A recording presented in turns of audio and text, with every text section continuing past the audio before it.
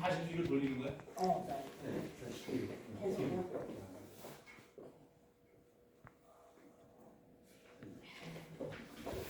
안녕하세요. 방금 소개받은 예나대학교 김경화라고 합니다. 만나서 반갑습니다.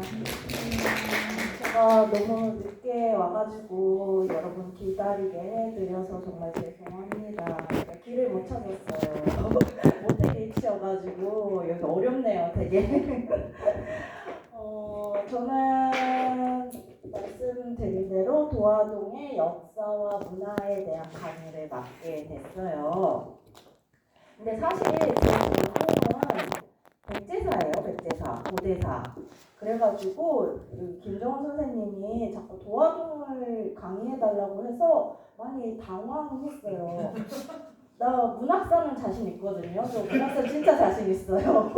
제가 인천에서 문학산 제일 잘할 자신 있어요. 그런데 도화동은 글쎄, 그래서 되게 고민을 많이 했었던 부분이에요. 그래서 이제 작년에 막 꾸역꾸역 했는데 사실 작년에 알지도 못하고 그냥 강의했어요. 시키는 대로 막 이것저것 짜집기 해서. 그래서 이제 이번에 또 골치 아프네 하면서 이제 또 강의를 맡았는데 그래도 한 번 해본 가닥이 있다고 이번에는 조금 보이더라고요. 도화동이 어떤 곳인지. 그래서 아마 작년보다는 조금 낫지 않나 싶은 생각이 들기는 해요. 근데 사실 제가 왜 김정은 선생님이 저한테 도화동을 맡겼을까 생각을 해보니까 제가 대학원 다닐 때, 그러니까 지금으로부터 한 10년 전인 것 같아요. 그때 도시마을 생활사라는 책을 집필을 한 적이 있어요. 그때 제 파트가 도화동이었더라고요. 그 10년 전이에요. 10년 전. 그것도 대학원생 때 선배가 이거 써 그래가지고선 썼었던 게 이제 도화동, 숭이동 그 편을 제가 집필을 했었는데, 근데 그때도 사실 도화동보다는 저는 주로 맡았던 게 숭이동이었어요. 숭이동. 수봉공원, 뭐 옐로우하우스, 뭐 이런 쪽을 제가 맡기는 했었는데 어쨌든 사정이 조금 그래요. 그러다 보니까 여기 계신 분들이 아마 저보다 도화동에 대해서 더 잘 알고 있지 않으실까라는 생각에 약간 주눅도 들고 또 많이 좀 가르쳐 주셨으면 하는 바람도 있고 그렇네요. 근데 다만 이제 저는 이제 역사를 쭉 거의 한 40년, 20년간 이제 전공을 하다 보니까 다른 거는 사실 자신이 없어요. 뭐 근현대에 도화동이 어떤 식으로 변했고 이런 거는 사실 자신은 없는데 역사적인 의미 같은 거는 제가 그래도 앉아 계신 여러 선생님들보다는 조금 더 알지 않을까 싶어서 일단 저는 그 아는 부분 한해서 이제 역사적인 의미에 대해서만 이제 조금 이제 짚어드리도록 할게요. 그리고 제가 이제 강의를 10년 해봤는데 10년 정도 강의를 해봤는데 가장 인기 있는 선생이 어떤 선생님이신지 혹시 아세요? 바로 그거예요. 바로 그거예요. 제가 그거 10년 동안 배운 게 그거예요. 그래서 저는 가능한 늦게 시작해서 일찍 끝내는 쪽으로 이제 강의를 진행하려고 합니다. 자, 그래서 이제 강의를 시작해 볼 건데, 도화동의 이제 역사와 문화라고 해서 이제 도화동이 어떤 곳인가 했더니 제가 사실 도화동인지는 몰랐지만 도화동에 대해서 잘 알고 있더라고요. 왜냐하면은 제 친정이 기계공고 아시죠? 고기예요. 고기다 보니까 제가 이곳이 도화동인지는 몰랐는데 이 지역을 많이 왔다 갔다 걸었더라고요. 그래서 이제 도화동 하면 떠오르는 이미지, 어렸을 때 내가 도화동이라고 했었던 어떤 곳을 이제 다녔나 봤더니 일단 재물포 뒷면 여기 떡볶이 먹으러 많이 다녔어요. 떡볶이 먹으러. 그리고 또 보면은 이거 되게 유명하죠. 어디죠? 선인재단. 우리 인천 사람이라면 선인재단 다 알 수가 있죠. 또 보니까 수봉공원. 수봉공원이 도화동의 끝자락에 살짝 걸쳐 있어요. 그래서 우리는 도화동 하면은 이제 수봉공원 쳐도 된다. 쳐도 된다. 그 다음에 이제 여기 저는 이게 너무 아쉬워요. 이거 없어졌죠. 스파시스. 그리고 아마 인천 사람들이 얘네들은 다 몰라도 이거는 알 거라고 생각을 해요. 없어졌어. 스파시스 옆에 있는 도화 IC. 인천 사람들이 다른 건 다 몰라도 도화 IC를 통해서 저기 고속도로를 가야 된다라는 정도는 알고 있는 것 같아요. 그래서 생각보다 도화동이 이제 저의 어린 시절, 유년 시절에는 굉장히 많은 추억이 깃들어 있었던 곳이다라는 거. 그래서 이제 조금은 자신감을 갖고서 강의를 할 수 있겠다 싶네요. 자, 대충 이제 도화동이 어떤 곳이라는 거 뭐 저보다 선생님들이 더 잘 아시리라 생각을 하는데, 자, 옆에 지도를 보면 이게 인천광역시 관내도예요. 그래서 보면은 도화동은 이제 인천광역시 미추홀구에 위치해 있고, 그 미추홀구에서도 북서부에 위치하고 있다고 하죠. 그래서 저도 이제 강의를 준비하면서 도화동이 이런 식으로 펴져 있구나라는 것을 처음 알게 됐어요.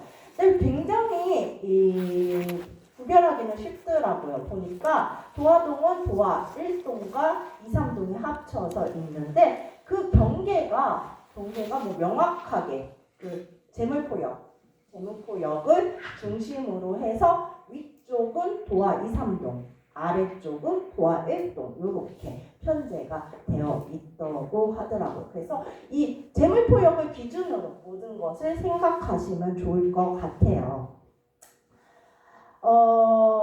대충 상황은 이렇고, 이제 자, 저는 이런 식으로 강의를 진행하려고 해요. 일단은 도화동의 영역, 그리고 지명이 어떻게 유래하게 되었는지, 그 다음에 이 도화동이라는 곳이 자연환경, 즉 어떻게 생겨먹었는지, 그 다음에 도화동이라고 했을 때 가장 먼저 생각해 볼 수 있는 여러 특징들, 이렇게 해가지고 이제 세 가지를 빠르게 이제 진행을 해 보려고 합니다. 자, 그래서 이제 도화동의 영역에 대해서 이제 이야기를 해 볼 건데, 자, 도화동은 과거 인천 도호부, 다소면, 도화교리와 화동리 요 부분에 위치한 곳이라고 하죠.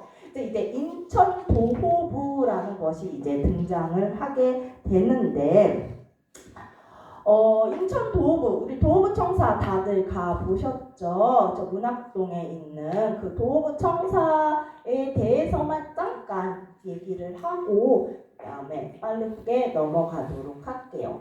자, 사실 인천의 첫 번째 지명, 인천의 역사서 사료에서 인천이라는 지명이 처음 어떻게 등장하는지 혹시 아시나요? 미추홀 들어보셨죠? 우리 남구가 미추홀로 바뀌었죠. 그랬던 이유가 바로 삼국사기에 처음으로 인천이라는 지명이 미추홀이라는 이름으로 등장을 해서 그래요. 그럼 왜 우리 남구가 미추홀구가 될 수 있었냐? 자, 그 미추홀이 등장하는 게 뭐냐면 온조와 비류, 백제 아시죠? 백제가 이제 처음 세워졌을 때 이제 온조와 비류가 북쪽에서 내려오는데 그의 형인 비류가 문학산에다가 도읍을 정했다고 전해지고 있어요. 그래서 문학동을 포함하고 있는 이 남구 관내를 미추홀구로 바뀌게 된 거죠. 그래서 처음 등장하는 지명 이름은 이제 미추홀인데, 이제 요게 이제 고구려가 한강유역을 점령하면서 매소홀로 바뀌다가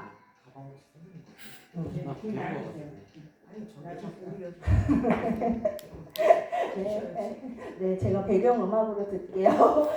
그러다가 이제 신라시대의 소성현으로 바뀌게 되죠. 신라시대에 이제 경덕왕이 한국식 명칭을 모두 중국식으로 바뀌게 되면서 이제 소성현이라는 이름을 갖게 되죠. 그래서 우리 막걸리 이름 소성 막걸리, 거기가 이제 여기서 등장을 하게 되는 거예요.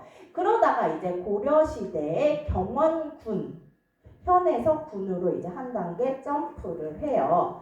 그러다가 이제 인종 때 인주라고 해서 당시 인주이 씨 아시죠? 인주이 씨. 인주이 씨가 이제 왕비족으로 득세를 하게 되면서 이제 읍격이 높아져서 이제 인주로 바뀌게 되죠.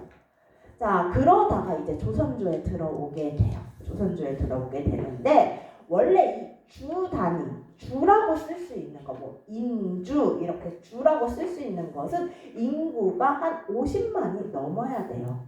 그런데 당시 인천에는 그렇게 많은 사람들이 살고 있지 않았다고 하죠. 다만 왕비의 고향이기 때문에 인주라는 명칭을 얻게 된 거예요. 자, 그러다 보니까 우리 태종 이방원이 그게 너무 못마땅한 거예요. 자, 내가 조선의 왕인데 아직도 고려시대 왕비를 위한 인천을 그렇게 국격을 높여서 할 수가 있겠느냐 하면서 이제 인주에서 인천으로 그 읍격을 낮추게 되죠. 그러면서 이제 그때부터 인천이라는 이름을 쓰게 되었다고 이야기를 하는데, 자, 그래서 이제 인천이 있어지다가, 자, 이게 도호부가 언제 됐냐 하면은 도호부는 세조 때, 수양대군 세조 때 그 세조의 어머니, 그러니까 세종의 왕비가 바로 고향이 인천이었다고 하죠. 그래서 어머니를 기리는 마음에서 이제 인천군으로 바뀌게 되죠.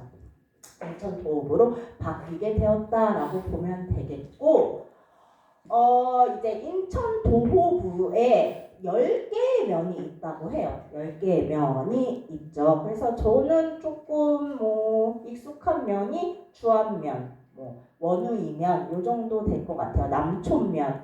자, 이렇게 10개의 면이 있는데 그 중에 이제 다소면이라고 해서 이게 한자 뜻으로 말하면은 물이 많은 지역이다라는 뜻이라고 해요. 그래서 요 다소면 밑에 이제 도화교리와 화동리가 합쳐져서 이제 도화동이 되었다라고 이야기를 하고 있죠.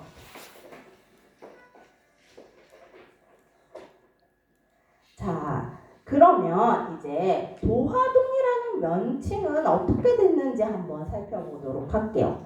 자, 우리나라에는 되게 많은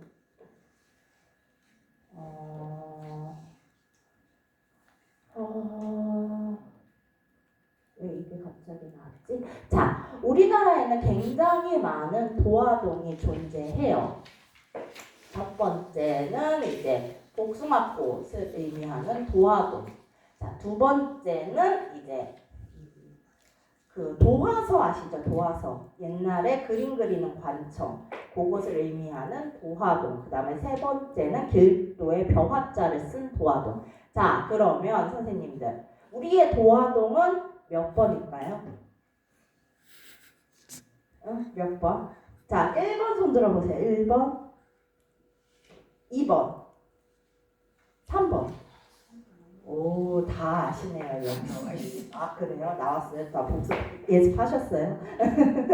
자, 첫 번째 도화동은 서울특별시 마포구에 있는 도화동이라고 하죠. 그래서 여기에 복사꽃이 상당히 많이 폈다고 해요. 그런데 이게 이 복사꽃과 관련돼서는 전국 사방팔방에 다 도화동이 있어요. 그래서 뭐 특별할 거는 없어요. 자, 그 다음에 이제 두 번째는 종로구에 있는 도화동이 있는데 요거는 요 근처에 도화서가 자리 잡았다고 하죠.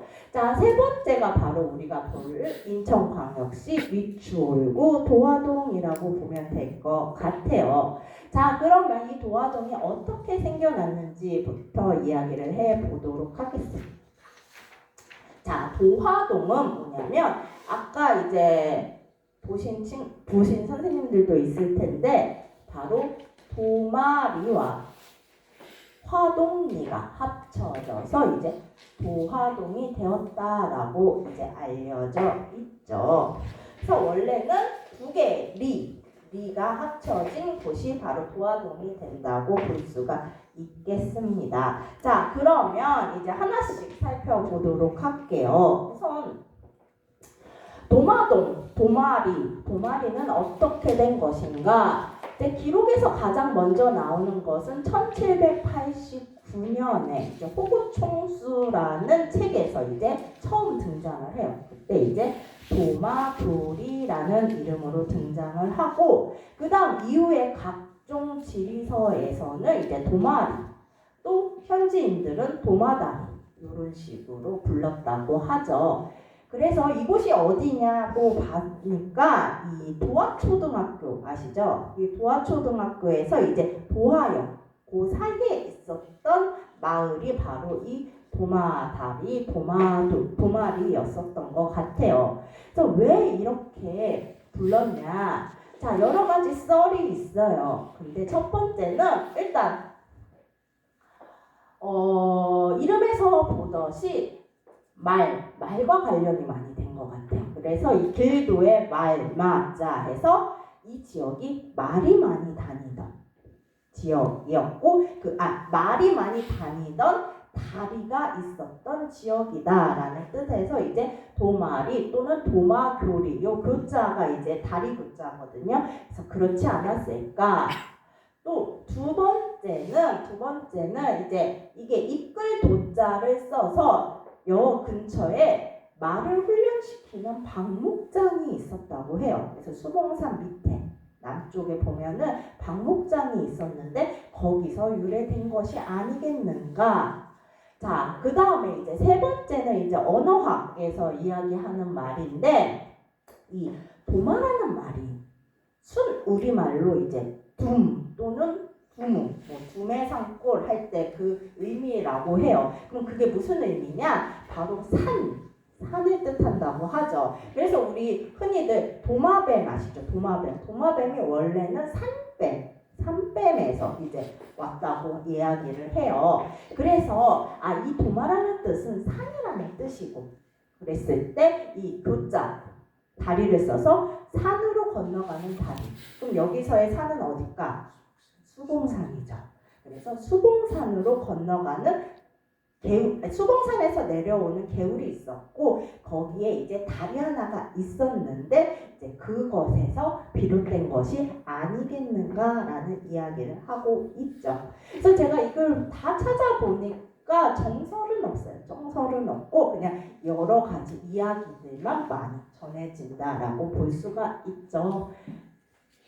자, 그래서 이제 도마동은 그렇게 유래된 거고, 이제 두 번째는 이제 화동리예요. 화동리. 자, 화동리는 말 그대로 이제 선생님들은 이제 한자가 많이 익숙한 세대니까 딱 보면 아실 거예요. 근데 이제 제가 가르치는 학생들은 요거 딱 펴주면은 멍해요.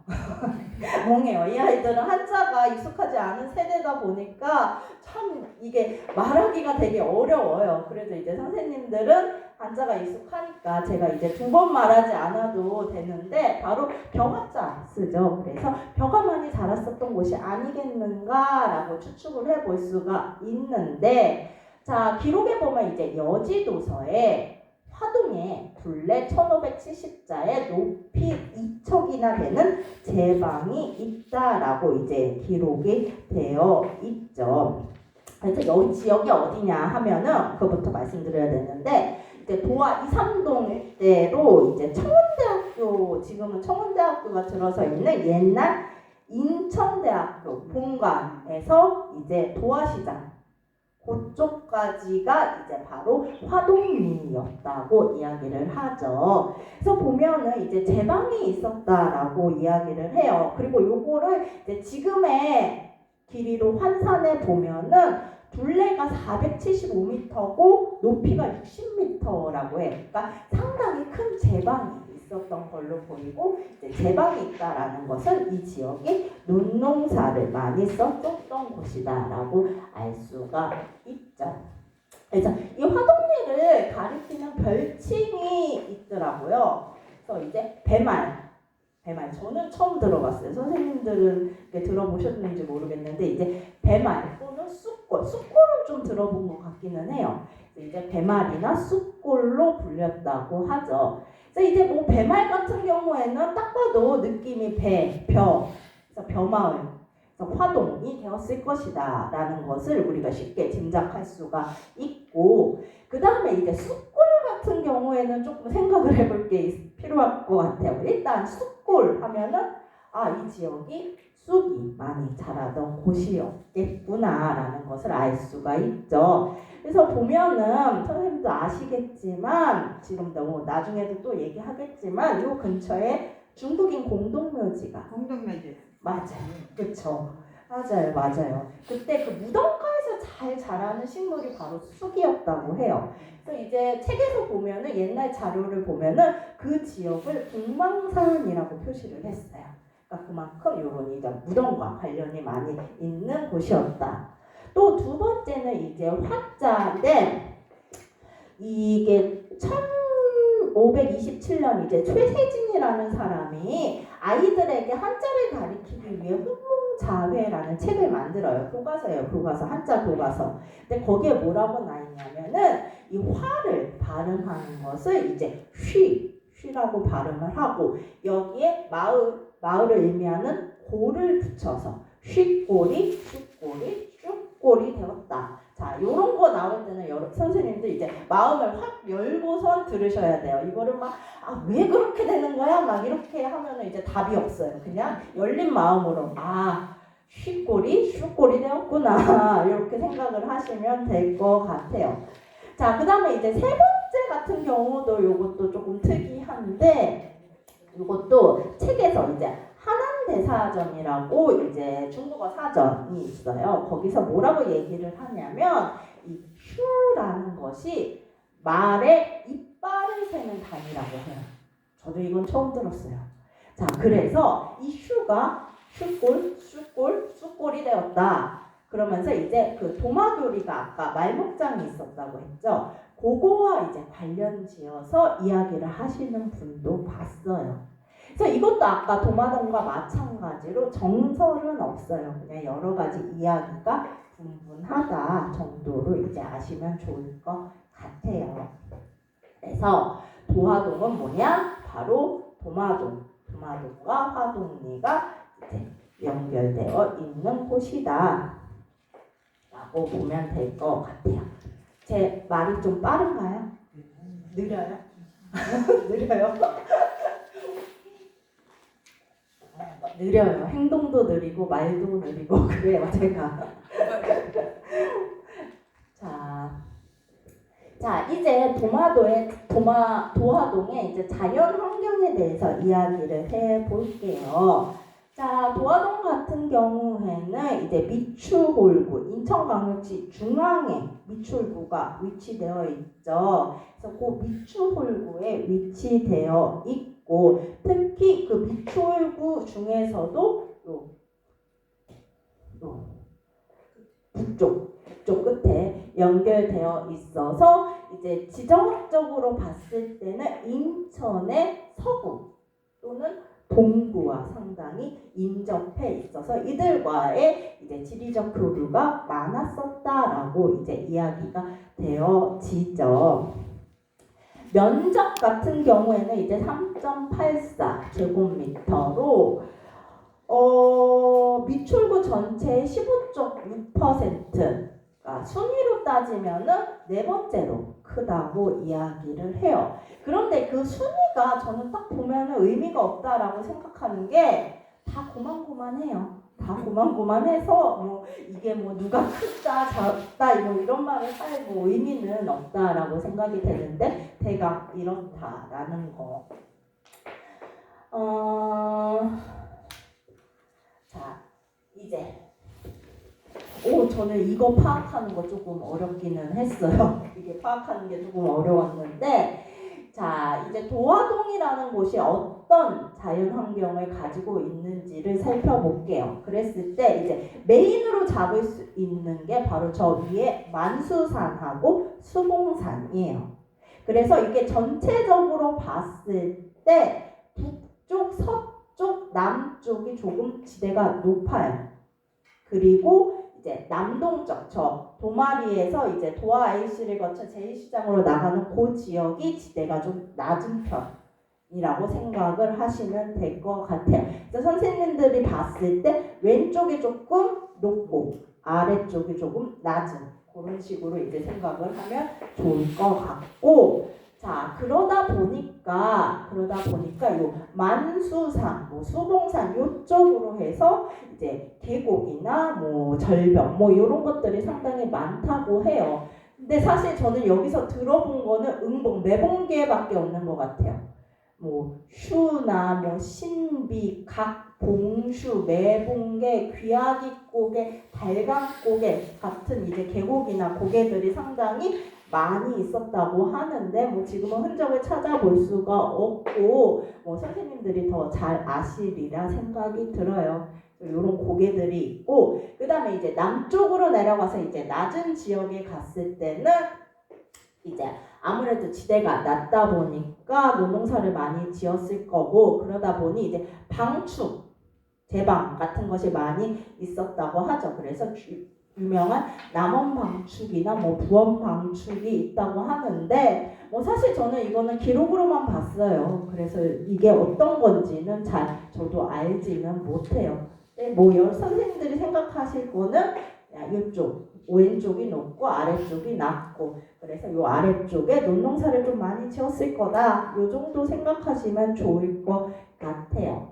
자, 그 다음에 이제 좀 더 자세히 살펴보면은 일단은 자, 중심은 수봉산이라고 생각을 해요. 수봉산에서 지금은 수봉산 지역이 모두 육지였지만 옛날에는 요 주변이 바닷물이 들어왔다고 해요. 그래서 멀리서 보게 되면은 마치 그 수봉산 봉우리가 섬처럼 보였대요. 그러니까 수봉산이 우뚝 솟아 있고 그 주변이 다 바다이다 보니까 그냥 섬처럼 둥둥둥둥 떠다니는 모습처럼 보였었다라고 이제 기록에 전하고 있죠. 그래서 원래 이름도 이제 물숫자를 써서 물에 떠다니는 봉우리라는 뜻의 수봉이었다고 이야기를 하죠. 그러다가 언제부터인가 이유를 모르겠어요. 언제부터인가 이제 목숨수의 봉황보자인 수봉으로 이제 바뀌게 되죠. 근데 1986년 한글학회에서 나와 있는 지명 총람 같은 거에서도 보면 저 물숫자에 봉우리 봉자를 써서 이제 수봉이라고 이야기를 해요. 그러니까 저 목숨수의 봉황봉자로 바뀐 것은 최근의 일인 것 같아요.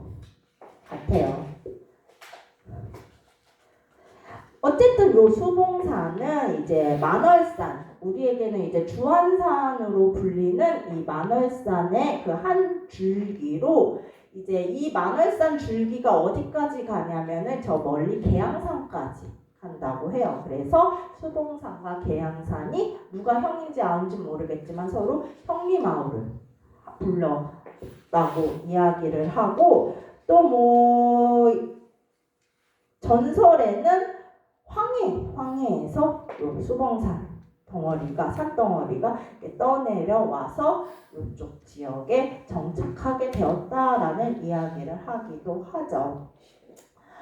뭐 수봉과 관련돼서는 아마 뭐 선생님들 중에 이 지역에서 초등학교를 나오신 선생님들이 계실지 모르겠는데 이 근방에 초등학교를 나오신 분들이 계시다면은 교과에 반드시 들어가는 게 수봉의 정기죠.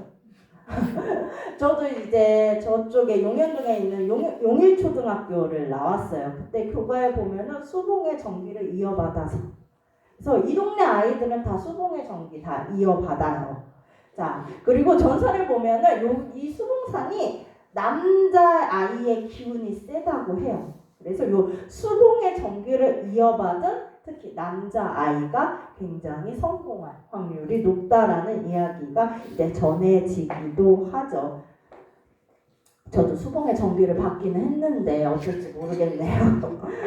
자, 그 다음에 이제 또 하나 더 생각해볼게. 요 대지기라는 뜻이에요. 대지기. 사실 저한테는 대지기라는 말이 익숙하지는 않아요. 저한테는 그냥 여기 떡볶이 먹으러 다녔었던 곳이기는 한데 여기가 어디냐면은 그 인하여고 후문 맞은편에 먹자골목 그 부분이라고 하죠. 여기에 이제 대지기 마을이라는 이 마을이 조성이 되었다고 하는데 이 대직이 이게 뭐냐면은 이 대가 넓고 평범한 그리고 직은 맡아 지킨다라는 뜻을 가지고 있어요. 그게 무슨 말이냐면은 이 넓고 평평한 대를 지키는 사람들이 사는 곳이라는 의미를 가지고 있대요. 자, 그러면 넓고 평평한 곳을 지키는 사람, 어떤 사람들이 있을까? 어떤 사람들? 넓고 또 지대가 높아요. 높고 평평한 곳. 우리 봉수대 아시죠? 봉수대. 자, 옛날 조선조에서는 이제 봉수대를 이제 백성들을 이제 선발을 해가지고 부역을 면제시키는 조건으로 이제 봉수대를 지키게 했는데 아마 그 사람들이 모여 살던 곳이 바로 저 대지기 마을이 아니었을까라고 이제 추측을 하죠. 근데 이제 저한테는 그냥 먹자골목 떡볶이 먹는 대로 기억이 되고 있는데 그 정도 알아두시면 좋을 것 같아요. 그 다음에 이제 살펴볼 것은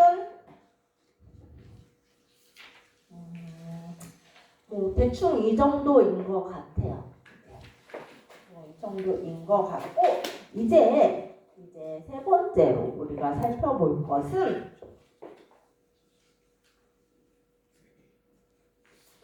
도화동 하면 떠오르는 특징. 자, 선생님들이 이제 사람들을 만났을 때 도화동 자랑하셔야 되잖아요. 그쵸? 그러려고 지금 여기 모이신 것 같은데 자, 그러면 우리 도화동이 이래서 대단해, 이래서 최고야 라는 것을 이제 말씀하셔야 되니까 그거에 대한 이제 설명을 해드리려고 해요. 그럼 왜 도화동이 위출구에서도 최고야? 사실 최고라고 얘기하기는 조금 부끄럽긴 하지만 어쨌든 왜 특별한지 이제부터 말씀을 드릴게요. 자, 도화동 하면 가장 중요한 거는 뭐냐? 이곳이 교통의 유충지이기 때문에 그래요. 교통의 유충지. 자, 그래서 일단 도화동의 남동쪽에는 보면은 도화역이 있고 또 그 남서쪽에는 제물포역, 역사를 2개 가지고 있고 그 다음에 이제 그 동쪽 끝에 경계로 지금은 인천대로로 바뀌었죠. 그런데 우리 경인고속도로 잘 알고 있다시피 그 경인고속도로가 맞닿아 있고 그 다음에 이제 누구나 알고 있는 도화 IC. 자, 인천에서 경인고속도로 가려면 지금은 제2경인, 제3경인 다 많지만 옛날에는 저 도화 IC를 통해서 경인고속도로를 나가야 수밖에 없었죠. 그렇기 때문에 모든 길은 도화로 통한다라고 해도 과언이 아니라고 생각이 됩니다. 자, 그래서 이제 도화동이 중요한 것인데 자, 이것저것 막 살펴볼 게 많지만 저는 이 중에서도 이제 경인선에 대해서 조금 설명을 해드리려고 해요. 경인선에 대해서 아시는 분들은 정말 많겠지만서도 사실 이 경인선 하면은 참 근대 역사에 있어서 약간 수탈의 아픔, 애증의 역사를 가지고 있는 게 바로 이 경인선이 아니겠는가 싶어요. 이제 경인선에 대한 역사적인 배경 잠시 설명을 해드리도록 할게요. 잘 아시다시피 경인선이 세워진 것은 이제 서구 열강과 그다음에 일본의 식민지 지배체제 구축에 따른 굉장히 경제적 약탈이라는 가슴 아픈 역사를 가지고 있죠. 하지만 사실 그 시작은 대한제국, 고종의 대한제국이 서구 문명을 좀 더 편리하게 받아보고자 하는 열망에서 시작이 되었어요. 시작은 우리 대한제국 고종 황제의 그런 근대화의 열망으로부터 시작이 되었다라고 볼 수가 있죠. 지금 기록에 보면은 이게 기록이 보이시죠? 거기에도 다 안 나와 있어요? 아 진짜? 아하. 아. 제가 이거를 그대로 복사를 해서 드리는 줄 정말 몰랐어요. 그랬구나. 다음부터는 조금 읽기 자료를 따로 준비를 해 드려야겠네. 자, 일단 한번 보면은 저기에 보면 밀렌도르프라고 하는 인물이 등장을 해요. 그래서 이 밀렌도르프는 누구냐면은 조선 당시 대한제국에서 이제 외교 고문을 맡던 사람인데 이 사람이 이제 뭐라고 얘기를 하냐면 조선의 교통수단은 참 빈약하다. 길은 좁고 험하여 교량은 드물다. 교통의 중요 수단은 소와 작은 말일 뿐이다. 라고 하면서 이제 되게 한탄을 하죠. 그러면서 이제 마지막에 뭐라고 하냐면 이 조선이라는 나라에 도로와 교량을 일정한 계획하에 구축하고 주선과 지선을 가진 합리적인 철도망을 건설한다면 조선이 정상적인 방식으로 복지국가로 발전하지 못할 이유가 없다라고 이야기를 하고 있어요. 그러니까 밀렌도르프 입장에서 봤을 때 이 조선이라는 나라가 근대화를 못하는 이유는 교통이 불편하기 때문이다 라고 생각을 했던 것 같아요. 그래서 당시 황제한테, 고종 황제한테 이 철도를 만드는 게 어떻겠는가라고 이제 제안을 하고 있죠. 자, 고종이 그 얘기를 들었어요. 그래서 당시 일본에 이제 파견됐던 수신사에게 물어보니까 수신사가 이야기를 하길 이제 수신사한테 물어보는 거죠. 전선, 화륜선, 용기고에 대해서 들은 것이 없느냐? 저 나라에서는 이 세 가지를 가장 급선무로 여기고 있다는데 과연 그렇던가? 라고 하면서 이제 수신사에게 일본의 사정을 물어보는 거예요. 자, 지금 밀렌도르프가 조선에 철도가 없어서 근대화를 못한다고 하는데 너 일본 갔다 왔는데 일본은 어때? 일본은 이런 게 다 갖춰져 있어? 라고 이제 물어보는 거죠. 그러니까 수신사가 일본은 다 잘 뚫려 있습니다. 교통망이 이렇게 얘기를 하죠. 그러니까 이제 고종이 오케이, 그럼 우리도 저기 철도를 놓자 라고 이제 생각을 하게 되면서 이제 철도를 놓을 결정을 하고 이제 준비를 합니다. 그런데 이제 문제는 계획은 다 세웠어. 근데 문제는 뭐죠? 돈이 없는 거예요. 돈이 없어요. 그러다 보니까 이러지도 못하고 저러지도 못하고 있는 사이에 일본이 등장을 해요. 그래서 이제 고종한테 우리가 잘 놔줄게. 우리한테 맡겨. 이렇게 제안을 하죠. 그래서 고종이랑 일본 사이에서는 당시 철도 부설권과 관련된 양해각서, 지금으로 얘기하면 MOU 같은 것을 체결을 해요. 근데 선생님도 아시겠지만 MOU 같은 경우에는 법적 효력이 없어요. 그냥 약속한 거예요. 내가 너네들한테 맡길게 라고 이제 약속을 한 거예요. 그만큼 고종은 일본과 이 일본에게 철도 부설권을 넘기고 싶어 하지 않았었던 것 같아요.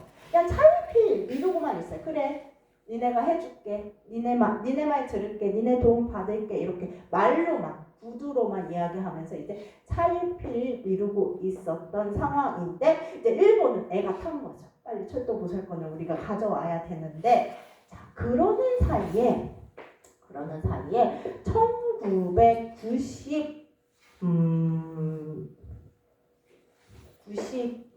몇 년이지? 94년에 이제 청일전쟁이 벌어져요. 청일전쟁. 자, 누가 승리했죠? 청나라와 일본이 전쟁에서 누가 승리했을까? 일본이요. 그 당시에 다 일본이 이겨요. 그래서 이런 거 여쭤보면 그냥 일본이라고 말씀하시면 돼요. 자, 일본이 이기게 되면서 일본이 당시 청나라가 가지고 있던 요동반도를 가져가게 돼요.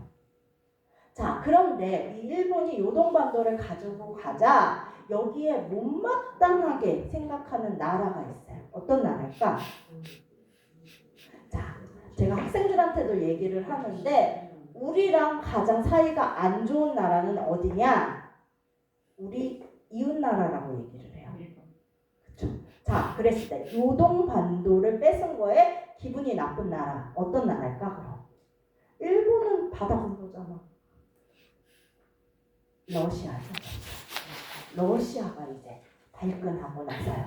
그러면서 러시아가 이제 친구들을 불러모여 혼자서 뭘 어떻게 하긴 일본이 좀 센 것 같으니까 친구들을 불러요. 독일, 프랑스 이런 나라들과 불러가지고선 일본의 요동 반도를 빼앗는 이른바 삼국 간섭이라는 것을 시작을 해요. 자, 그러면서 이제 일본이 속수무책으로 요동 반도를 뺏기게 되죠. 자, 이런 상황을 누가 지켜보고 있었냐? 바로 우리의 고종 황제가 지켜보고 있었어요. 당시 일본이 굉장히 기세등등하던 상황이었는데 보니까 러시아의 한마디에 일본이 요동반도를 그냥 포기해버리는 거예요. 아, 우리가 일본의 그 압력에서 벗어나는 길은 러시아랑 손을 잡는 길이다. 특히 그 당시에 이제 명성황후가 러시아와 이제 친해지는 것을 상당히 밀어붙였다고 하죠. 자, 그러자 누가 또 화가 나? 조선이 러시아랑 붙어오려고 해. 누가 화가 나? 일본이 또 화가 나요. 그래서 일본이 해서는 하지 말아야 할 사건을 하나 저지르죠. 그게 뭐죠? 지금 러시아랑 친해지다고 하는 여자가 한 명 있어요. 그렇죠. 바로 을미사변이 이것 때문에 벌어지게 되는 거예요. 자, 공로를 시해하는 천인공로한 사건이 벌어지자 조선의 백성들이 들고 일어나요. 그러면서 이제 의병들이 막 다 때려부수고 막 이런 상황에서 이제 고종도 자신의 신변의 위협을 느껴요. 그래서 도망을 가요. 그때 자기가 봤을 때 가장 센 나라라고 생각을 했었던 게 아마도 러시아였던 것 같아요. 그래서 이제 러시아로 도망을 가죠. 그게 바로 아관파천이에요. 자, 그러면서 이제 러시아로 도망을 가면서 러시아의 그 그늘 아래서 뭘 하냐면은 자, 계속 일본이 철도보석권 달라고 계속 압력을 가하잖아요. 그래서 이번 기회에 아예 끊어버리자 일본을. 그러면서 미국인이었던 모스라는 사람에게 철도 부설권을 완전히 넘겨버리죠. 철도 부설권을 모스에게 이양을 해요. 이게 1890년이에요. 자, 이제 모스가 신이 났어요. 이제 조선의 철도는 내가 건설한다 라고 하면서 이제 신이 나서 미국으로 돌아가요. 왜냐하면 자, 철도를 만들려면 돈이 있어야 되잖아요. 그래서 이제 자금을 끌어모으기 위해 미국으로 가요. 근데 투자가 잘 유치가 안 돼. 자, 미국 사람 입장에서는 조선이라는 나라가 어딘 줄 알고선 돈을 막 투자해. 그러니까 초기 자본금 진짜 착수금 정도만 모아가지고 들어와서 이제 우광리라는 곳에서 경인철도 1차 기공식을 거행하죠. 요게 이제 사진이에요. 이제부터 첫 탑 뜬다. 자, 그러면서 이제 우여곡절 끝에 첫 삽을 푸게 되는데 역시 문제는 돈이에요. 돈. 모스가 이제 일을 진행하려고 하는데 돈이 없어요. 계속 돈이 없어. 그래서 막 고민을 하고 있는데 요때 이제 일본이 아직도 철도에 대한 그 야욕을 버리지 못하고 자기네들끼리 조합이라는 거를 설정을 해요. 경인철도 조합이라는 거 설정을 해요. 그러면서 이제 모스에게 가자. 우리랑 같이 일하자. 그럼 내가 돈을 대줄게. 자, 그래서 모스는 을면겨자먹기로 이 조합과 일본 조합과 손을 잡고 이제 진행을 하게 되죠. 그런데 이게 모스 뜻대로 잘 안 됐던 것 같아요. 일본에서 너무 이래라 저래라 하는 요구가 많아. 그러니까 어느 순간에 이제 모스가 이 일에서 손을 탁 놔버리게 되죠. 자, 그러면서 이 기공권은 자, 일본에게 넘어가고 그래서 일본이 다시 다 재정비해서 1899년에 이제 2차 기공식을 갖게 되면서 이제 이 경인철도 부설권은 모두 일본에게로 넘어가게 되죠. 그리고 일본은 이 경인선을 토대로 해서 경제적 수탈을 가행하게 되었다라는 이런 아픈 역사를 가지고 있죠. 근데 이제 당시만 해도 이제 도화역으로 다시 돌아와서 당시만 해도 도화역이 건설되지 않았어요. 그러면 이 지역 사람들은 어디를 주로 이용을 했냐? 주안역을 주로 이용을 했다고 하죠. 그런데 사실 이 주안역이라는 것 자체가 소금을 운송하기 위한 수도내에서 만들어졌기 때문에 일반 사람들, 특히 우리 도화동 주민들 같은 경우에는 대부분 농사짓고 살던 사람이에요. 이 농사짓던 사람들이 서울 갈 일이 뭐 평생에 있어서 얼마나 되겠어요. 그러니까 그렇게 큰 활용도는 없었던 것 같아요. 자, 그렇게 이제 해방을 맞게 되고 게다가 이제 1955년 이제 미국 자본을 끌어다가 경인선 복선화가 진행이 돼요. 그래서 이제 철도가 늘어나게 되면서 이제 그 인근에 이제 제물포역을 신설하게 되죠. 자, 그러면서 이때부터 이 도화동 주민들이 제물포역을 많이 왔다 갔다 거리게 되었다라고 보면 되겠고, 자, 이 즈음에서 또 무슨 일이 벌어지냐면 여기에 선인재단이 들어서요. 선인재단이 이제 1960년대에 들어서게 되는데, 이 선인재단이 이제 선인재단에 다니는 학생들이 굉장히 많이 이 제물포역을 이용하게 돼요. 그래서 이 제물포역이 학생들을 수송하는 학생역으로 상당히 이름을 떨치게 되죠. 자, 그러면서 이제 경인선이 전철화가 진행이 되고, 그 와중에 이제 쭉쭉쭉쭉쭉 가다가 이제 2001년에 도원역까지 건설이 되게 되었다라는 것을 알 수가 있죠.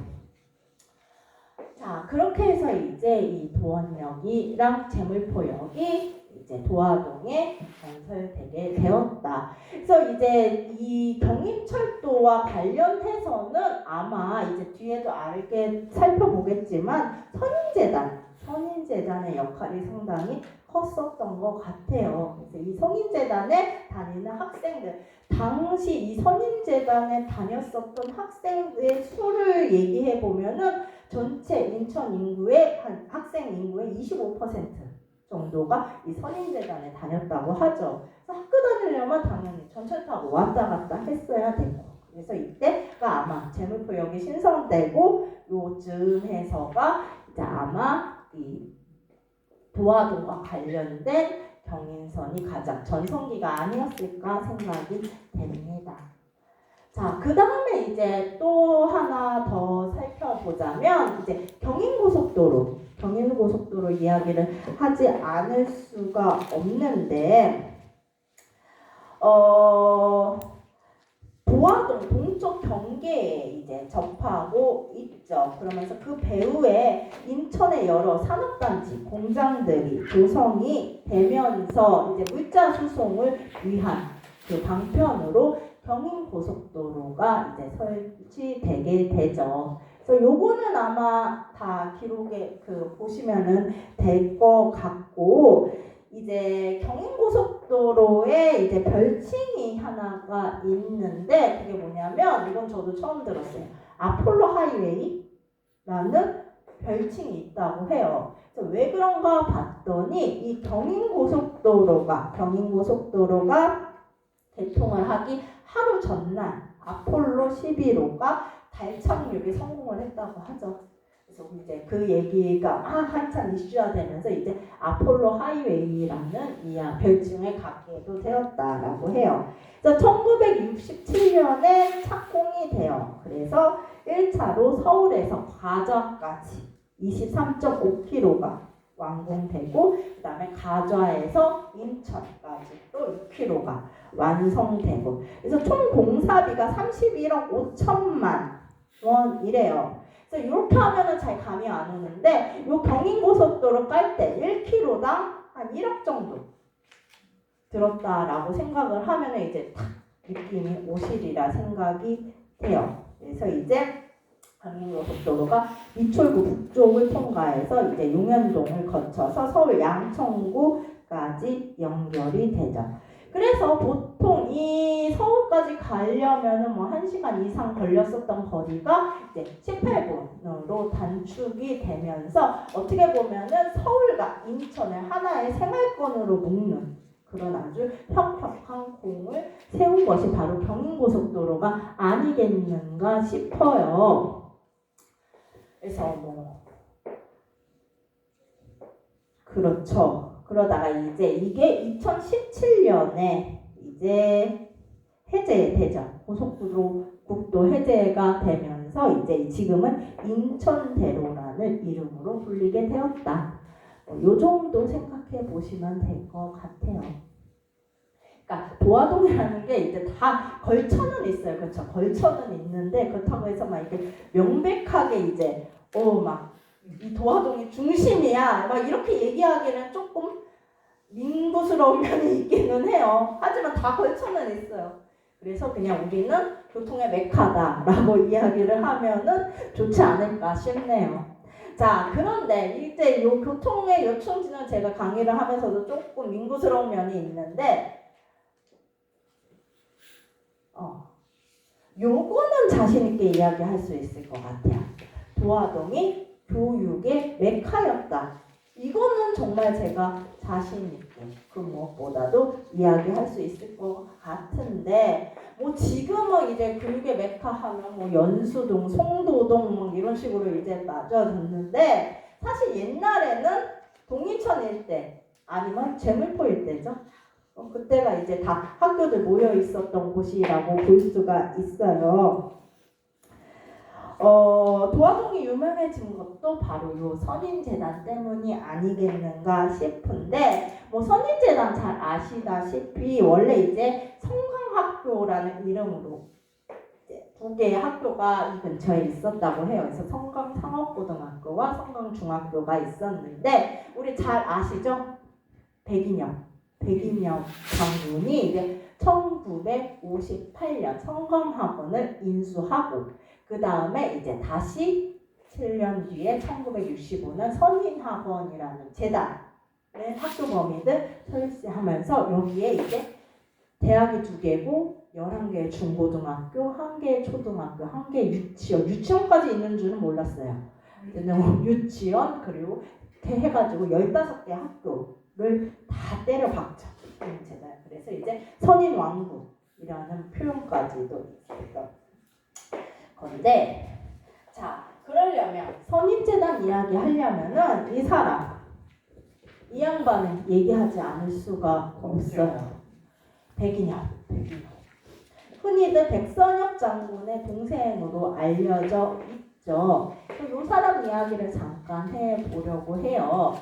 그래서 이 사람은 이제 평안남도 북한 출신이더라고요. 보니까 덕흥리 출생이고 뭐 약송소학교, 숭실고등보통학교, 일본 메이지대학 뭐 어쩌고저쩌고 해서 보니까 엘리트 코스랑 코스는 다 밟았던 것 같아요. 그리고 당시 이 정도의 교육을 받았다는 것은 집이 부자였다라는 거죠. 그래서 원래 본초비 부자였었던 것 같고 일본 제국 육군 항공 소위로 종전을 맡게 돼요. 그러면서 이제 다시 고향으로 돌아가요.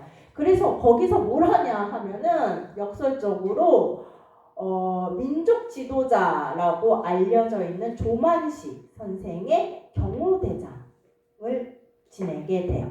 그 형이 이제 조만식의 개인 비서였었다고 하죠. 근데 이 조만식이 당시 소련 군정의 눈에 받게 났었던 것 같아요. 그래서 정치적 탄압을 받게 되자 이제 형인 백인엽과 백선엽이 이제 함께 월남을 하게 되죠.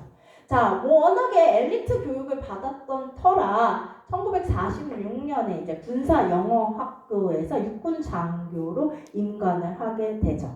그리고 이제 창군 초기 이승만 대통령의 경호를 맡아요. 그래서 당시 이야기를 들어보면 사실 이승만 대통령은 백선엽보다는 백인엽을 먼저 알았다고 해요. 그래서 백인엽한테 자네 형도 군인인가? 라고 오히려 되물었을 정도로 이제 이승만 대통령의 그 비호 아래 승승장구하게 되죠. 자, 백인엽 장군이 이제 유명해진 것은 아무래도 옹진지구 전투에서였었던 것 같아요. 그래서 우리 백선엽 부대와 더불어 이제 백인엽 부대라는 별칭으로 북한군과 싸워서 상당히 큰 전공을 올렸다고 하죠. 잘 싸웠던 모양이에요. 다만 싸움은 잘했었던 것 같아요. 그런데 그렇게 인덕은 없었던 것 같아요. 그러니까 당시 전시 중에는 이제 즉결 처분이라는 것이 가행돼요. 그래서 장군님 마음대로 이제 병사들을 죽일 수 있는 권한이 부여되는데 자기 마음에만 조금 들지 않으면 바로 즉결 처분해 버리는 걸로 굉장히 유명해서 별칭이 뭐 살인장군 막 이런 엄청나게 무서운 별명을 갖기도 하고. 그러니까 싸움은 잘했지만 뭐 인성은 조금 생각을 해볼 정도야 됐던 것 같아요. 어쨌든 이제 1960년에 그러다가 육군본부 관리참모 부장으로 예편을 하게 되고 그러면서 이제 그 즈음에서 성광학원을 인수하게 되는데 이제 1960년이 지나서 이제 조금 얼마 지나지 않아서 이제 백인엽이 구속되는 사건이 발생을 해요. 그게 뭐냐면은 이제 군사 쿠데타 5.16 군사 쿠데타가 발생을 하면서 이제 정확한 네이밍이 그거래요. 부정축제 및 육군 단장 군사 독직 사건. 어렵죠. 이 육군 사단의 이제 사단장이었던 백인엽이 그 부하들이 그 부자재 있죠, 식재료를 빼돌렸었던 것 같아요. 그래서 당시 그 부대원이 영양실조에 걸릴 정도로 굉장히 큰 일이 벌어졌고 이제 그거의 책임으로 군사재판에 회부되죠. 그래서 거기서 무기징역을 언도받아요. 근데 이제 아마 백선엽 장군이 그 전에 워낙에 큰 공을 세웠고 또 백인엽도 굉장히 이제 전쟁에서 공을 세웠기 때문에 이제 얼마 지나지 않아서 그냥 사면되는 일이 발생을 하죠. 자, 그러면서 이제 그 사건을 이제 이후로 이제 군대와 관련된 모든 것은 손을 떼고 이제 교육 사업에 매진을 하게 됩니다. 그래서 1965년에 선인학원을 설립하고 그러면서 이제 점점 학교를 확장해 가죠. 그래서 이제 뭐 제가 이렇게 보니까 그야말로 이 백씨 집안의 그런 어떤 뭐라 그럴까 모든 영광 뭐 이게 다 이 학교에 응축이 된 것 같아요. 그래서 이름 자체도 이 선인고등학교가 왜 선인고등학교냐? 백선엽의 선과 백인엽의 인을 따서 이제 선인고등학교라고 이야기를 했다고 하고 또 운봉이라는 요게 운봉고등학교 우리 옛날에 도봉산 많이 불렀는데 이 운봉고등학교가 이제 백인엽의 호 그다음에 운산 이게 바로 백선엽의 호 그 다음에 저 효열초등학교의 효열이 이 엄마의 호라고 하죠. 그러니까 이 학교 이름에서만 보더라도 이게 다 이제 백인엽 왕국, 백씨 집안 왕국처럼 이렇게 딱 설립을 했었던 것 같아요. 자, 돈도 엄청 많이 벌었던 것 같아요. 그러면서 이제 당시 승승장구하게 되는데 뭐 대표적인 게 바로 이제 선인체육관이라는 것을 건립을 했다고 하죠. 사실 선생님들 저는 기억이 나지 않아요. 이제 선인체육관이 어떤 곳인지 저는 기억이 안 나는데 선생님들은 아마 기억을 하실 것 같아요. 최근에 폭파됐다고 하더라고요. 2013년 제가 이게 너무 멋있어가지고서 이거 폭파 장면 사진으로 했는데 2013년이면은 저도 이제 연강쯤 알만할 나이인데도 보면은 기억이 잘 안 나요. 근데 이제 이런 게 1970년대에 들어섰는데 말 그대로 동양 최대의 매머드 스포츠 센터였다라고 이야기를 하고 있죠. 그래서 서울 스타디움에 이제 지붕만 씌워놓은 그런 크기였었다라고 이제 이야기를 하고, 사실 저도 이것도 기억이 안 나는데 여기에 뭐 권투 경기 같은 거 많이 열렸었던 것 같아요. 아, 그래요? 그래서 뭐 저희 나이는 권투가 그렇게 인기 있는 운동 스포츠가 아니에요. 그런데 이제 70년대만 해도 뭐 WBA 타이틀 매치 막 열리고, 그래서 막 여기에 사람들 막 죽을 때처럼 몰려지고, 그 다음에 이제 홍수환 인천에서 복사했어요. 그렇다고 하더라고요.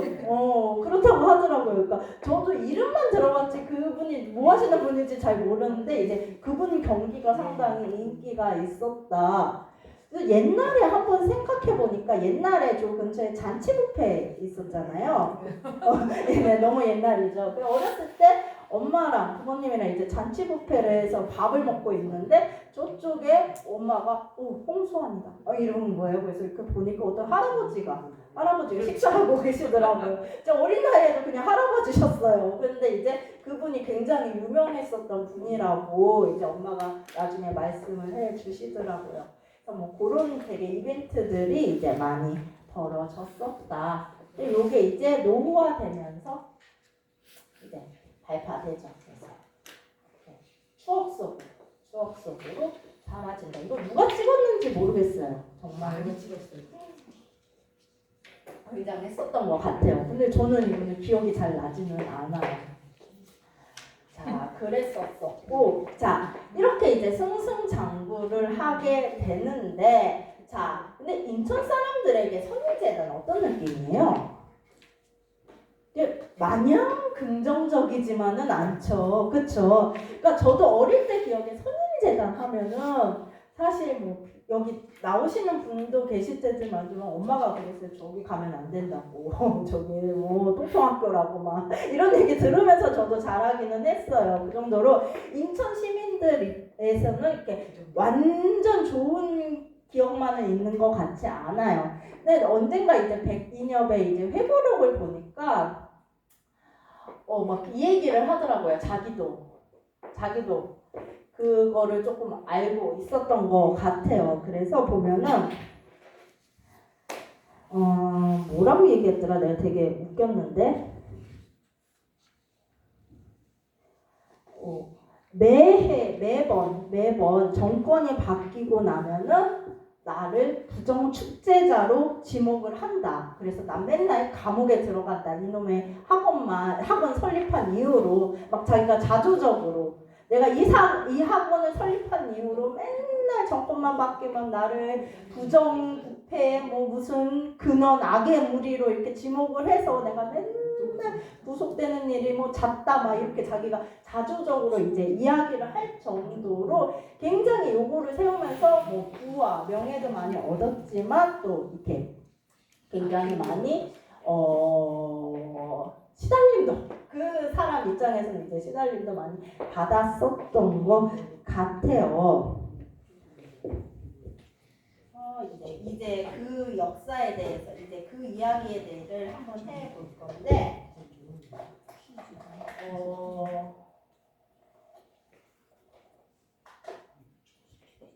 자, 이 백인협의 구속의 역사에 대해서 한번 이제 살짝 말씀을 드려볼게요.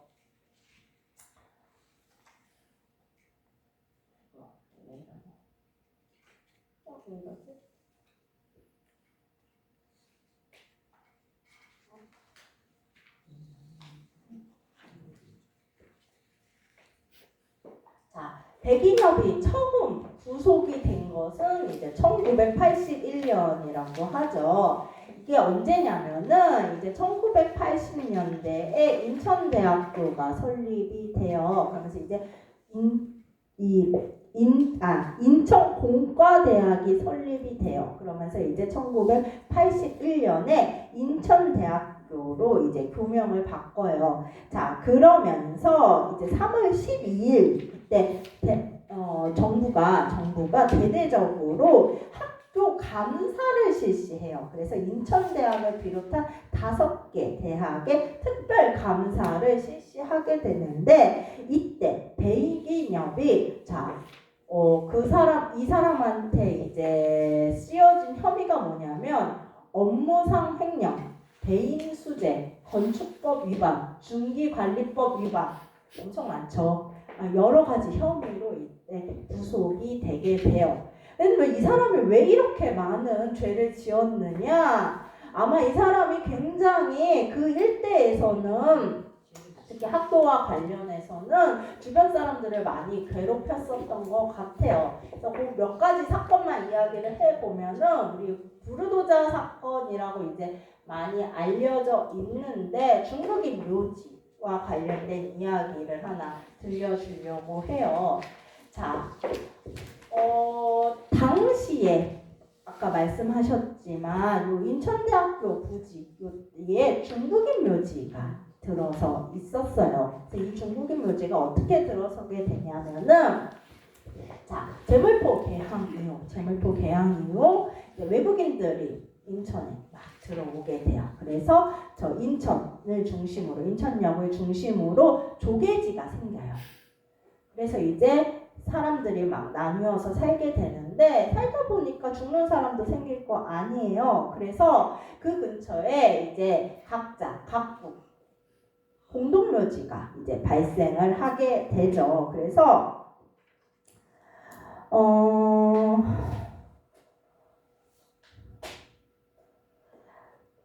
자신들의 공동묘지를 이제 조성해 놓게 되는데 그때 북성동 지금의 이제 동인천에 있는 북성동에는 서양인 묘지가 있었고 청국 쪽에 차이나타운 안에는 이제 의정지라고 부르는 중국인 묘지. 그 다음에 그 율목동에는 일본인 공동묘지가 이제 각각 발생을 하게 돼요.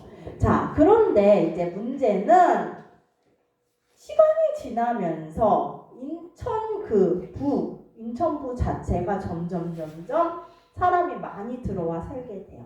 그러다 보니 사람 살 곳도 없는데 죽은 사람 살 공간까지 마련하기가 그렇잖아요. 그래서 일본이 그 당시에 근대적인 묘장 제도 규칙을 만들어요. 그러면서 일본과 서양인 묘지를 제외한 그럼 나머지가 누구야? 중국인 묘지와 이제 한국인 묘지를 이 인천부 밖으로 이장을 시키게 돼요. 그 가운데서 이제 우리 인천 화동 공동묘지에 중국인 묘지가 들어오게 된 거죠. 그러니까 한마디로 중국인 묘지는 원래는 차이나타운 근처에 있었던 건데 일본이 사람 살기도 좁아 죽겠는데 지금 시체 저기 공동묘지까지 그러면서 이제 쫓아낸 거예요. 쫓아낸 게 바로 요 지역 화동 공동묘지가 설치되게 된 거고 이게 이제 다시 1960년대에 후시계획이 이제 벌어지게 되면서 다시 이게 만수동으로 옮겨지게 되죠. 근데 이제 그때 전부 다 간 게 아니고 일부가 아마 이 지역에 조금 남아 있었던 것 같아요. 그래서 어디냐면은 이 선인중학교, 고등학교, 선인중고등학교 그리고 인하여중, 고 일대가 이제 중국인 묘지, 공동묘지였었던 것 같죠. 그래서 보면은 학교 괴담에 보면은 이제 막 소복 나오고 막 이런 거 다 이유가 있었던 것 같아요. 거기가 원래 공동묘지여서 그래요. 자, 그래서 이제 있는데 그 중에 이제 일부가 거기에 잠깐 머물고 있었는데, 이게 이제 성광학교랑 경계. 그 당시 성광학교랑 이제 경계에 접하고 있었던 것 같아요. 근데 어느 날 이 성광학교 학생들이 자꾸 중국인 묘지에 들어와서 땅을 파는 거예요. 땅을 파서 가지고 가요. 또 막 이렇게 건물 같은 거를 막 이렇게 흙을 파가지고서 막 불도저처럼 이게 가져가는 사건이 발생을 해요. 그러니까 중국인 화교 단체에서 이게 뭐야? 왜 우리 지역에 자꾸 들어와서 흙을 퍼가는 거야? 하면서 이제 성광학교에다가 항의를 하죠. 그랬더니 성광학교가 나 몰라라. 우리 그런 적 없어. 자, 그러니까 이제 중국인 화교협회가 인천시청에다가 신고를 해요. 자꾸 얘네들이 들어와서 묘지에 땅을 파간다. 이거 무슨 일이냐 좀 알아봐 달라. 그랬더니 이제 나오죠. 시청에서 사람이 나와서 왜 그래? 그러지 마. 처음에는 주의를 줘요. 성광학원한테. 너네 자꾸 땅 파지 마. 그래서 이제 무마를 시켜요. 자, 그러고서 있는데 이번에는 학생들이 와가지고서 여기다가 건물 자재를 나르기 시작을 해요. 공동묘지에. 그러니까 이 화교의 입장에서는 뭐야 이게 지금 얘네들 여기다가 뭐 하는 거야? 그래서 다시 또 인천시청에 신고를 해요. 또 사람이 나오죠.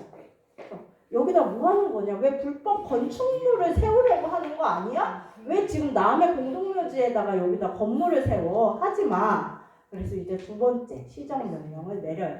뭐 그때도 이제 성광하고 그때는 이제 선인재단인데 알았다, 오케이, 하지 않겠다 하고서 이제 돌아가요. 그런데도 계속해서 그 가건물을 철거하지 않고 그대로 남겨두고 심지어 거기에다가 나무까지 심어요. 이 나무 심는다는 거, 땅에다 나무 심는다는 거, 이거는 무슨 의미냐면은 이제부터 여기는 내 땅이라는 의미예요. 자, 그러니까 이제 인천화교협회가 화가 난 거죠. 그래서 이제 각국 대사관한테 항의 서문을 보내고 그때부터 이제 본격적으로 소송을 하게 되죠. 자, 그래서 굉장히 오랫동안 소송을 했었던 것 같아요. 근데 이제 결과는 어떻게 됐느냐? 결과는 중국인 화교가 패소했어요. 그래서 왜 그랬나 지금 곰곰이 생각해 보니까 당시 이제 중화민국 대사관 같은 경우에는 한국과의 관계를 고려해서 여기에 깊게 개입을 하지 않았던 것 같고, 이제 인천시 같은 경우에도 이제 공무원들 이런 송사에 관여하는 거 싫어하잖아요. 그러니까 소극적으로 대처했고, 게다가 이제 가장 큰 이유는 이제 백씨 집안에 워낙 기세가 등등했기 때문에 아마 이 소송에 영향을 미치지 않았나 싶어요. 그래서 중국인 묘지는 진짜 백인혁 그 선인재단에 의해서 부지불식간에 땅을 빼앗기게 되고 말아버린 거죠.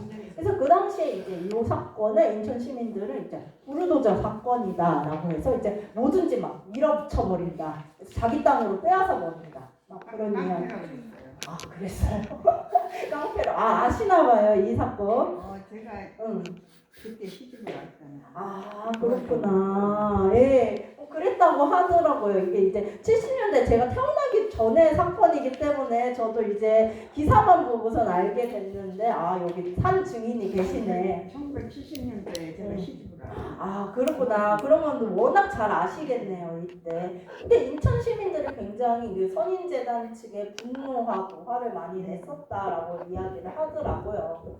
근데 사실 이게 한 건뿐이 아니라 계속 그랬던 것 같아요. 이제 선인재단이 그 주변에다가 이제 확장을 하게 되면서 이제 주변에 있는 사람들의 땅을 그렇게 무자별하게 뺏었던 것 같아요. 그래서 뭐 홀카페 내놓으라 그러고, 그 다음에 그 땅을 팔지 않게 되면은 주변을 유령 도시처럼 만들어 버린다. 혼자 무섭게 막 그런 식으로 해서 땅 파고, 또 나빴던 게 뭐냐면 건설 막 이렇게 학교 세우고 이러는 거에 학생들을 동원했다고 해요. 그래서 이 학생들이 돌 날라서 건물 세우고. 학생이지만 그때만 해도 선생님들이 사학계잖아요. 국립이 아니고. 그러니까 선생들을 많이 자르고 선생들이 일을 노사시 시켰어요. 그랬던 것 같아요. 그래서 선생과 학생들을 동원해서 건물 세우고, 그 다음에 선생들 막 군복 입혀가지고서 막 애들 때려잡고 막 그런 것들이 되게 많았었다라고 이제 알려지더라고요. 그래서 저희 엄마가 거기 가면 안 된다고 그랬었나? 그랬던 것 같아요. 그러니까 그렇게 말제. 이유가 선생님 제하고 제때하고 그래. 그래요? 선생님 때는 중국인들이 많으니까 여자애들 가서 중국 사람들 잡아가지고 그쪽 아 그러셨어요? 몇 년도세요 그게? 60년대 60년대 아 또 60년대는 또 그런 일이 있었다고 해요. 그런 일이 있었다고 하네요. 그렇구나. 어쨌든 요 사건을 계기로 아까 구속이 됐죠. 구속이 된 사건을 이제 계기로 해서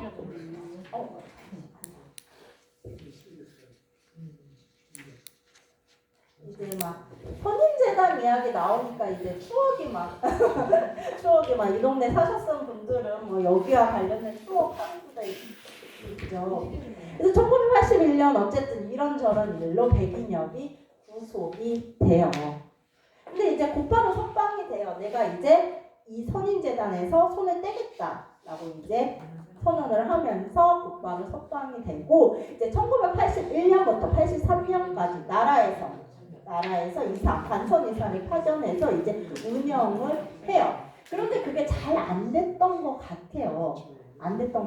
그러니까 1985년에 이제 선인학원 건설본부가 생겨요. 그래서 이제 얘를 정상화시키자. 그런데 이렇게 쭉 보니까 건설본부 자문위원회에 백인엽이 딱 등장을 하는 거예요. 그래서 이제 사람들이 생각을 하죠. 아, 백인엽이 손 뗀다고 했는데 여전히 영향력을 빚고 있구나. 그러니까 이제 1986년에 그 당시 학원 민주화 운동이라고 해서 당시 독재 타도가 아니었어요. 독재 타도가 아닌 백인엽 타도를 이제 외치는 학원 민주화 운동이 그 당시에 벌어지게 되죠.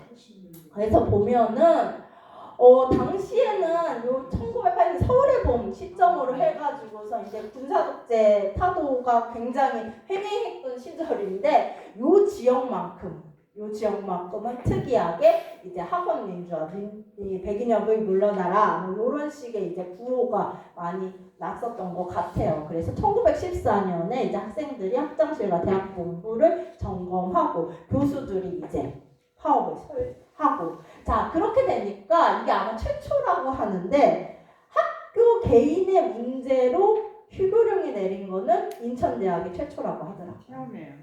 진짜 처음이라고 하더라고요. 그래서 워낙에 이제 흉흉해지니까 이제 국가에서 휴교령을 내려버리게 되고 그 다음에 11월 5일 날 이제 문교부 종합감사를 착수해서 그때 백인엽이 다시 한번 후퇴를 하게 되죠. 자, 그래서 이제 끝이 났나 싶었는데 이제 1990년대 9월에 뜻하지 않은 사건이 하나 발생을 해요. 그 사건이 무슨 사건이냐 하면은 그 당시에 이 지역에 비가 엄청나게 많이 내렸다고 해요. 그래서 그 선임중학교와 방문여자중학교 그 사이에 축대가 있었던 모양이에요. 그래서 그 축대가 무너지면서 이제 그 동네에 살던 주민 23명이 사망하는 사건이 발생을 해요. 자, 이렇게 되니까 이제 선인학교와 이제 유족들 간의 이제 보상금과 관련된 이제 협의를 하게 되죠. 근데 그 과정에서 백인엽이 여전히 이 선인재단에 깊숙이 관여하고 있다는 사실을 알게 되죠. 자, 그러면서 이제 또다시 들불처럼 이제 난리가 나요.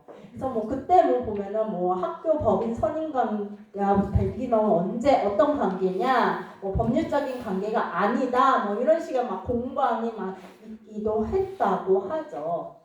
그래서 이제 1991년 7월 15일 범선인학원 정상화 추진협의회가 결성이 돼요. 그러면서 이제 백인엽이 물러나라. 백인엽이 선인학원의 운영 전반에 불법적인 간섭과 전횡을 자행하고 있으며 선인학원의 현 이사진들은 백인엽의 횡포를 방조 협력하고 있다. 라고 하면서 백인엽이 물러나야 할 10가지 이유를 이제 이야기를 하죠. 그래서 쭉쭉쭉쭉 백인엽 나쁘다 얘기를 막 하고 있어요. 자, 이렇게 이제 상황이 또 흘러가게 되면서 이제 92년에 선인학원 사태를 우려하는 인천시민 모임 준비위원회. 이때 인천 시민들에게도 이 사건이 알려지게 되고 그러면서 이제 5월 9일에 선인학원 정상화 결의대회 해가지고 가두행진을 인천시청까지 막 가고.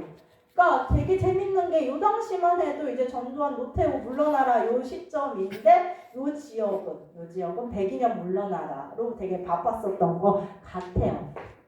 자, 그러자 이제 6월 11일 이제 선인학원 이사 7명이 전원 집에 해임되고 이제 서울대 교수 유은을 비롯한 9명의 관선 이사가 선임이 돼요. 자, 그러고 이제 다음에 문민정부가 들어서게 돼요. 그러면서 이제 당시 시장이었던 최기선 인천시장이 철척태에 뭘 하냐면은 인천대학교를 방문을 해요. 그래서 거기서 기자회견을 여는데 그 내용이 뭐냐면 이제부터 인천대를 시립화하겠다. 예전에는 사단법인이었는데 지금은 이제 인천시가 인천대학교를 관리하겠다라고 하면서 이제 6월 8일에는 이제 인천대, 인천전문대를 시립대학 그리고 그 전에 있었던 뭐 선인학교나 뭐 이런 뭐 인하여고 뭐 이런 데는 다 공립화하는 방안을 추진하게 되죠. 그리고 바로 다음날 백인엽이 변호사 보내가지고서 만약에 이런 식으로 선인재단을 모두 공립화, 국공립화하게 하면은 나는 이제 더 이상 이 선인재단과는 관여하지 않겠다라는 법률적인 내용의 기증서를 제출하게 되죠. 자, 그러면서 이제 1994년 인천대와 인천전문대는 인천시립대학교로 그리고 선인학교의 초중고등학교는 이제 공립학교로 바뀌게 되죠. 자, 그러고서도 되게 우리 백인엽 잠깐만.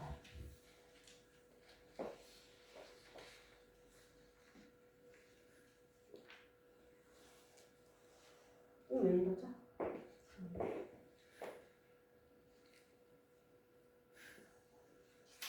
이거 오래 사셨던 것 같아요. 오래 사셔서 언제 돌아가셨나 봤더니 2013년. 맞아요. 2013년에 90살에 걸로 돌아가셨던 것 같아요. 2013년. 한 가지 질문 좀 할게요. 그 인천 전문대가 인천대로 합병됐잖아요. 그럼 전문대들은 2년제이기 때문에 3학년, 4학년은 2년을 그냥 4년제 쪽으로 2년을 더 다니는 거예요? 무슨 안 그러면은 그쵸 의미가 없잖아요. 그거는 잘 모르겠어요. 아니 전문대는 전문대를 졸업을 시키고 이제 4년제로 다시 이제 이렇게 하는 거죠. 아니 제 얘기는 인천 합해되는 게 4년제 학생들은 되지 않네, 이 얘기가. 학생들도 학사 과정이 4년제 쪽으로 그러니까 제가 그거는 알아요. 그러니까 인천 전문대로 들어왔다가도 이제 졸업은 인천대로 하는 거는 아는데 그러려면은 그 친구들이 2년을 더 공부했는지는 지금 그건 잘 모르겠어요. 잘 모르겠어요. 아, 아니 자기가 편입해서 공부를 하면 4년이 되지만 아니면 2년으로 끝내는 거죠. 그렇게 되면 졸업장이라는 게 인천대학교라는 게 그 인천 전문대가 들어가는 거. 아마 그때 어떤 그런 조치가 있었어요. 정확하게 저는 모르는데 그런 조치가 있어서 뭐 자기 뭐 선택에 그러니까 정확한 건 모른다. 그런 유행 같은 게 있었어요. 그러니까 제 기억으로는 그때 막 이렇게 인천 전문대가 인천 대학교로 넘어가면서 그냥 저희 나이 때 이제 사람들은 학생들은 어우씨 땡 잡았네, 뭐 땡 잡았네 요 생각만 하고 그러면 얘네들은 졸업장이 인천 대학교로 나오나? 뭐 그렇게만 생각을 했었던 것 같은데 이게 선택인가요? 전문대는 전문대로 끝내고. 아마 그런 유해가 있어서 아마 그런 얘기가 없지 않아 있긴 있었는데 그럴 수는 없죠. 아니에요. 그러니까 아는 건너건너인데 그래갖고 좀 뭐 기다렸다 2년 뭐 휴학하고 뭐 어땠다가 뭐 그런 과정이 돼서 그렇게 갔다라는 얘기가 있으니까 아마 뭔가 있었을 거예요. 자, 그러면 이거는 그냥 우리 숙제로 우리 숙제로 집에 가서 각자 알아보는 걸로 할게요. 저도 잘 모르 그냥 땡 잡았다. 얘기 좋겠네 막 이런 생각만 했었던 것 같은데 잘 모르겠네요, 진짜. 그러게 2년을 더 해야지 4년제 졸업장이 나와야지 공평한 건데. 아마 그렇게 했을 거야. 그러니까 네가 더 해서 이렇게 갈 건지 아니면 그냥 끝낼 건지 선택을 한 거지. 그랬을 그렇죠. 그래야지 네. 아무래도 공평하겠죠. 네. 그랬을 수 있겠다. 자, 그래서 이제 선인학의 사태는 이렇게 마무리가 된 것 같고, 이제 국립대로 이제 바뀌어요. 그렇죠. 근데 이게 국립대라기보다는 이게 아마 국립대 법인화였던 것 같아요. 그렇죠. 그래서 이제 국립대로 2000년대 접어들면서 인천대를 이제 국립대로 해야 된다. 그러면서 이제 인천 시민들 사이에서는 우리가 인구가 몇 만인데 이 도시에 국립대 하나 없는 게 말이 되냐라고 하면서 이제 범시민 결기대회 같은 것이 막 일어나게 되죠. 근데 사실 국립대로 전환하는 거는 조금 어려워요. 여러모로. 그래서 이제 그 차선책이 인천국립대학 법인이라는 걸 만들게 되죠. 근데 이제 요거에 대해서 이제 비판적인 이야기가 있는 게 이제 법인은 국립대랑 다르다라고 하면서 이제 국가에서 이들을 학교를 운영하지 않고 또 시립대가 아니기 때문에 인천시에서도 운영을 하지 않기 때문에 이 국립대 법인화라는 것은 이사회들이 자기 마음대로 할 수 있는 여지가 많다라고 하면서 이제 요거에 대한 비판도 지금 현재 있는 상황이기는 해요. 어쨌든 이제 송도 캠퍼스 2000년도에 그때가 이전이 된 거죠. 네, 보니까 2007년도에 이제 착공이 돼서 2009년도에 이제 준공되고 2010년도였던 거예요. 2010년도에 이제 인천국립대학 법인화가 진행되고 2010년도에 이제 송도 캠퍼스로 이전이 되면서 현재 인천대학교는 인천재물포 캠퍼스라는 이름으로 이제 남아 있게 됐다 정도가 이제 되겠어요. 그 사이에 이제 백인혁 씨는 돌아가시게 되죠. 자, 그래서 보면은 이제 선인재단과 관련된 이 도화동 하면은 뭐 다른 거 뭐 제가 뭐 암만 얘기해봤자 다 소용없고 선인재단, 요 선인재단만 제대로 얘기하면은 뭐 게임 끝이 아닐까 싶어요. 네, 근데 선인재단이 가장 유명하다. 그다음에 이제 요거 하나만 더 살펴보고서 이제 마치려고 하는데 이제 여기가 정치 1번지였었던 사실 혹시 아시나요? 저도 몰랐어요. 저도 몰랐는데 자, 정치 1번지가 되려면은 시청 또는 구청이 들어서야만 이제 정치 1번지가 돼요. 그랬을 때 요 남구청, 인천의 남구청이 바로 도화동 지금 보건소 자리에 있었다라고 하죠. 그래서 그때의 이야기, 이 도화동에 이제 인천 남구청이 들어서면서 여기에 이제 인천이 이 정치적으로도 굉장히 중요하게 되었다라고 하는데 사실 시장은 주안지청이었어요. 지청이 뭐냐면은 이제 시청에서 업무를 다 보기가 어려우니까 동사무소 같은 느낌으로 이제 각 지역에다가 이제 지청이라는 것을 설립을 해요. 그랬을 때 이제 주안지청이라는 것이 지금의 보건소 자리에 설립이 되면서 그때 도화 1, 2동이 관할을 하게 되죠. 그러다가 이제 요게 이제 잠시 폐지가 돼요. 없어지다가 이제 사람들이 불편하다. 인천까지 가는 거 너무 인천시청 너무 멀다 해서 이제 다시 복청이 되게 되죠. 자, 그러면서 이제 주안 출장소라는 개념으로 이제 도화 1, 2동이 이제 관할이 있게 되는데 자, 그러는 사이에 이제 1968년 인천시가 구가 생기는 거예요.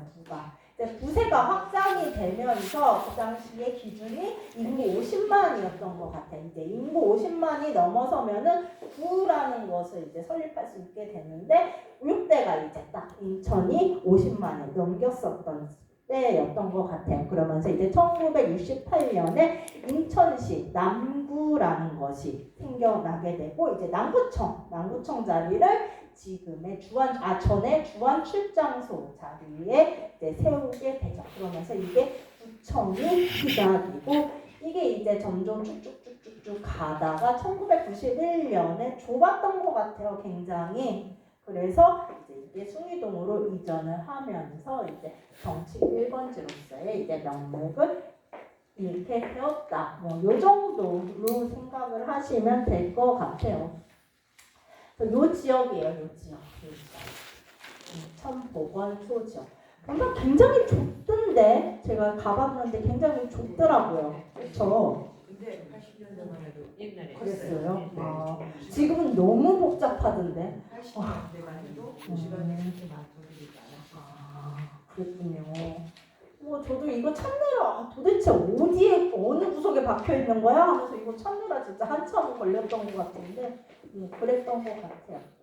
자, 그 다음에 이제 경제는 이제 간단하게만 얘기를 하면 우리 교육 얘기하면 끝인 것 같아요. 도화동은 교육 얘기 나머지는 뭐 다 일반적인데 뭐 농사 주로 많이 지었었던 것 같아요. 그래서 이제 노란색 부분이 다 밭이에요. 밭이에요. 그래서 이제 농사를 주로 지었었다. 그러니까 도화동은 사실 그 산업단지 경인고속도로가 들어서기 전까지만 해도 그냥 한적한 농촌도시였었다라고 생각을 하시면 될 것 같아요. 그러다가 이제 60, 70년대 산업공단 들어서고 뭐 학교 들어서면서 이제 도시화가 많이 진행되었던 곳이 아니겠는가 싶어요. 보면은 이제 수봉산하고 이제 그 농사를 지으려면 물이 있어야 되잖아요. 그랬을 때 그 물을 어디서 구했냐? 만수산하고 수봉산에서 발원하는 물. 지금은 뭐 개울에 개자도 안 보이는데 이제 물이 이렇게 흘렀었던 것 같아요. 그리고 이 물이 이제 요 지역, 저 도화동 128번지 여기를 합쳐져서 쭉 가서 저 미도 아파트 알지도 못해요. 미도 아파트를 지나서 저기 주안역 북부 단장 북부역 그쪽으로 이제 흘러 들어갔고 요 수원에 따라서 이제 많이 농사를 지었었다고 이야기를 하죠. 저 이거 찾느라 너무 힘들었어요. 이거 흔적이 남아 있어야 말이지. 그냥 기록에만 남아 있어요. 기록에만. 자, 그랬었다. 그리고 이제 땅 부자 얘기 요거 재밌을 것 같아서 이제 땅 부자 얘기를 하면은 제일 땅이 많았었던 땅 부자 1, 2, 3, 4 등이에요. 그래서 제일 첫 번째 땅 부자는 이장우 씨래요. 이장우 씨. 그래서 이게 선인체육관 일대가 다 이 양반의 땅이었다라고 하죠. 이제 나중에 다 백인현한테 이제 넘겼을 텐데 이 선인체육관 일대에 이제 굉장히 많은 땅을 이장우가 가지고 있었고 그 다음에 이제 나머지가 이인영 두 번째가 이인영인데 이 사람은 이제 화동유 일대 땅을 가지고 있었다. 그 다음에 이제 세 번째가 왕효당이라고 해서 이제 선인초고등학교 그 일대가 이 왕효당 세창양행 직원이었던 것 같은데 이 사람의 이제 땅이었고 그 다음에 이제 네 번째가 일본인 다마다라는 사람이 대하초등학교 뒤편에 이제 땅을 많이 가지고 있었다. 뭐 요 정도 이야기를 하면 좋을 것 같아요. 뭐 요거는 그렇게 중요한 것 같지는 않아요. 자, 그 다음에 이제 시장 얘기하고서 끝날 텐데 도화동에는 이제 여러 시장이 많이 있어요. 저도 이제 추억의 시장들이 많은데 사실 도화시장은 저는 잘 몰라요. 도화시장은 모르는데 이 도화시장은 당시 이제 경인고속도로가 쭉 들어서면서 그 배후에 산업단지들이 많이 조성이 됐다고 해요. 근데 이게 계획이라고 하더라고요. 그러니까 기록에 보니까 계획은 굉장히 큰 산업단지를 조성하려고 했는데 입점했던 공장이 많지 않아서 흐지부지 됐었다라고 이야기를 하더라고요. 근데 그때 어쨌든 사람들이 많이 유입되면서 이 산업단지에서 일하던 사람들이 가야 하는 마트가 바로 도화시장이었다라고 이야기를 하죠. 근데 지금 가면은 거의 무섭죠. 무섭죠. 영화에나 나올 법하죠. 여기는 저도 기억이 잘 안 나요. 근데 제일시장은 제가 기억이 나요. 제일시장은 저기는 엄청 많이 갔어요. 지금도 곱창 먹으러 자주 가는데 그리고 제일시장 이 제일시장은 그러면은 누구를 타겟으로 했었냐? 우리 아까 얘기했던 정치 1번지 그 남구청 사람들. 남구청 사람들이 이제 주로 여기에 와가지고서 많이 상업 그 물건을 사왔다라고 이야기를 하죠. 그 다음에 여기 나 깜짝 놀랐어. 지금도 이런가요? 맞아요. 지금 여기 영화 촬영도 했다고 하던데. 여기가 이제 재물포 시장이에요. 재물포 시장. 근데 제 기억으로는 그냥 재물포 하면은 그 떡볶이 파는 먹자골목 그것만 딱 생각이 나는데 이런 데가 있었고 얘네는 아무래도 그 선인재단에 속해 있었던 사람들이 주로 이용하던 마켓이 아니었는가 생각해 볼 수가 있죠. 여기까지 일단은 이야기를 하려고 해요. 많이 부족했죠. 제가 아는 게 별로 없네요. 그러고 보니까 여기 선생님들이 훨씬 저보다 많이 아셔가지고서 제가 이제 말씀드릴 게 별로 없었던 것 같은데 그래도 지루하지. 혹시 궁금한 거 있으신 분? 그 용산 전자단지 아시죠? 네, 알아요. 가면은 제일 큰 건물이 선인상가거든요. 그게 선인재단 거라고 내가 알고 있거든요. 그래요? 오, 몰랐어요. 그거는. 그건 맞을 거예요. 도대체 얼마나 얼마나 부자였던 것 같아요. 여기 뭐 백시 지방과 관계되신 분 없으시죠? 굉장한 부자였던 것 같네요. 부럽네요. 네, 일단은 여기가 노은역이 좋아요. 죄송해요. 오타 났네요. 도하역으로 바꿔주세요. 몇 페이지죠? 페이지도 없죠 지금. 네, 그냥 철도 부설 하면서 뭐 다 아시죠? 제가 도원역이라고 해도 제가 개떡같이 말해도 찰떡같이 알아들으시죠? 자, 그러면 제 이야기는 여기서 마치도록 할게요. 주간 시간 대겨주셔서 감사합니다. 네, 선생님 쉬는 시간 없이 그냥 다이어트로 1시간 40분을 네, 강의를 좀 해주셔가지고 뭐 처음에는 우리 전공이 아니라고 이렇게 발을 빼셨는데 그래도 얘기를 들어보다 보니까 이제 도화동에 대해서 많은 이야기를 좀 해주신 것 같습니다. 그 도시마을 생활사 저희 이제 도화동 쪽 편을 좀 집필하시면서 우리 김경원 선생님께서 이제 저희 그 기초로랑 좀 연을 맺어주셔서 제가 좀 무리하게 부탁을 드렸는데 다음에는 문학상을 할 때 그때 다시 한번 뵈주시는 걸로 하고요. 오늘 귀한 시간 내주셔서 끝까지 강의해주신 김경원 선생님한테 다시 한번 큰 박수 부탁드리겠습니다. 고생하셨습니다. 네, 선생님 저희 그 간단하게 공지사항 말씀드리면요. 오늘만 저희가 이제 강 선생님 사정상 화요일 날로 좀 변경을 했는데 다음 주부터는 똑같이 수요일 날 오전에 이 자리에서 강의가 좀 진행됩니다.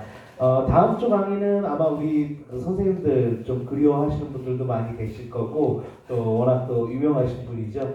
저희 마을박물관을 만드신 그 주무관님이세요. 저희 지금은 이제 인천문화재단으로 저희 인천 중구문화재단 쪽으로 직장을 옮기시긴 하셨는데 우리 마을박물관이 어떻게 만들어졌고 그리고 어떤 비전을 가지고 이끌어 나가야 되는지 또 다음 주에 강의를 들어보도록 하고요. 오늘 너무 고생하셨습니다. 선생님 들어가십시오. 예.